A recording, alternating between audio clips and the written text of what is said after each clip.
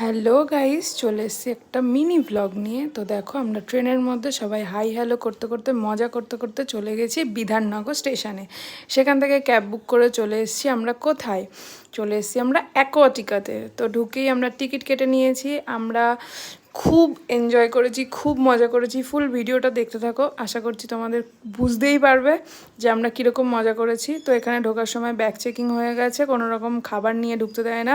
তারপর এই যে আমরা এন্ট্রি নিয়ে নিয়েছি, নিয়েই আমরা এখন মজা করব। এখানে 3 ইডিয়েটের মতো জিনিসটার মধ্যে বসে সবাই এরকম ছবি টবি তুলে নিল। তারপর আমরা এই যে জলে নেমে গেছি। জলে নেমেই দিয়া আগে স্নান মান করে নিয়েছে, ও দাঁড়াতেই পারছিল না।